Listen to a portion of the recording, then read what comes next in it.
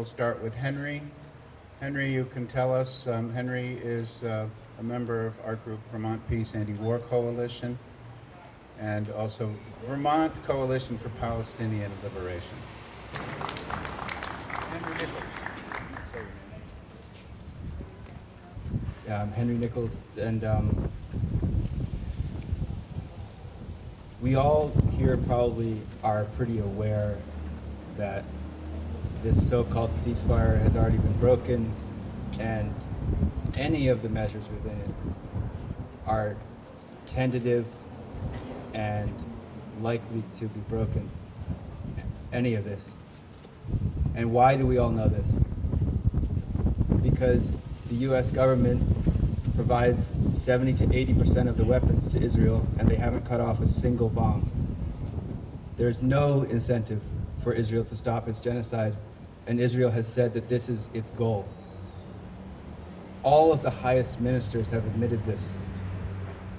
And so if the US government continues to provide 70 to 80% of the weapons, we know what will happen.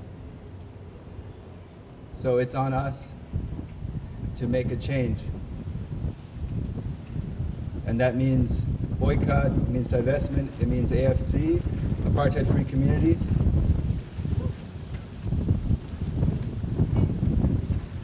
And it means not just calling for an arms embargo, but looking at this state.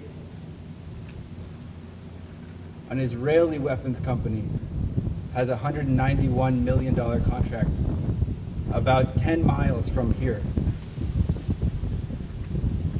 They make the Iron Fist. This is Elbit working with General Dynamics in Williston. They make the Iron Fist, which allows Israeli tanks, Israeli bulldozers, which bulldoze Palestinian homes, allows them to operate with impunity. They already are attacking a defenseless population, and we are giving them extra weapons. Over the course of this genocide, the amount of weapons that the US has given Israel, it hasn't remained the same. It's increased by at least 5 times. 5 times more than we used to give as a reward for genocide. So we know what's going to happen if something doesn't change. And we have to look at Vermont because the rest of the US has not made that change yet. So there's an $191 million contract with an Israeli weapons company here. There's also hundreds of millions of dollars of contracts with other weapons companies here. Global Foundries makes chips that are put in smart bombs, which then intentionally target children. And though we appreciate our congressional delegation's work to end certain offensive arms shipments, they have not said anything about the weapons companies here in Vermont. Some of them, I believe all 3 of them, were actively in favor of the Global Foundries contract, which includes hundreds of millions of dollars for chips, and many of those chips go to smart bombs which target children. So this is a big contradiction where we have forced our congressional delegation to say some of the things that they need to say. They have now admitted this is a genocide, far too late. They have finally called for an end to certain weapons sales to Israel because of the pressure that we've put. But we as Vermonters need their help to look at Vermont. And we have to educate, we have to talk to the workers. This is not against any kind of worker.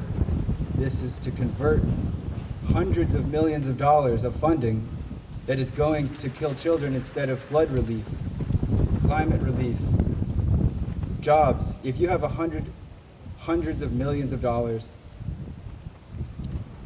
going to the most expensive weapon systems in the world, the amount of jobs that you have is only a few thousand. Think about hundreds of millions of dollars, how many people you could pay with that money if it wasn't going to the most expensive, most destructive things on earth. So that's what we have to do. We have to talk to our average people, tell them to talk to whoever they can find to try to convert this war economy into a peace economy. There are peaceful uses for chips. There are peaceful uses for aeronautics. There's also tractor parts that can be built, musical instruments, culverts. We all know the flooding.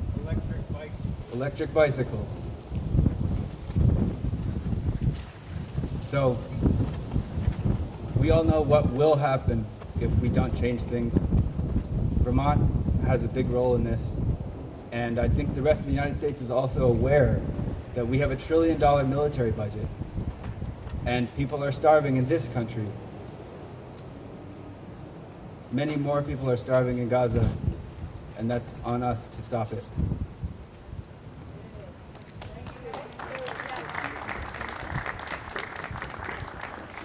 We have a lot of Palestinian flags here, if anyone wants to grab one. We also have a few people from Bread and Puppet here with the poppy banners that you see. There's a beautiful work of art by Jerome. Who is that? Sam Kirsten, Dragon Dance Theater. Dragon Dance Theater. Sam Kirsten. Beautiful piece of art. So we're human beings and we express ourselves. Our last speaker is Wafic Faour. He's a Palestinian refugee. Is an American, I believe, and an eloquent advocate and champion of his country. Thank you, Wafic. Yeah. Assalamu alaikum. Thank you, Duncan, Henry, Robin, for organizing this. I will start by saying, don't call it ceasefire. Let's stop calling it ceasefire. We are not fair to call it ceasefire when the Palestinians still dying every day at the hand of the Israeli army by American weapons. Israel broke every ceasefire during this war and before that. Palestinians in the West Bank still getting killed every single day. Let's not call it ceasefire. Let's take our responsibility. Without the American support, Israel has no choice but to respect what's so-called ceasefire. We heard the American president, what did he say? He mentioned the weapons have been sent to Israel and did, as he called it, a good job. The President of the United States mentioned 60,000 Palestinians get killed. He admitted that. And yesterday, the President of the United States is still threatening the Palestinians for more death. Take your responsibility. Vermont is not only making weapons to kill people overseas. Americans usually, they say we go to war to save people here. We're going to fight them there before they come here. Walk on the streets and the homeless dying and the drug problem we have. Americans are dying here and your government doing nothing about it. People are hungry here. They don't have health care here, but you send your money and your weapons to kill our people in Palestine. Let's take responsibility. Let's take responsibility here in Vermont. When Palestine became a local issue, 5 of your representatives, they fly to Israel to plant Vermont flag over there in Palestinian, a ruined Palestinian village. Take your responsibility. We cannot be silent about that.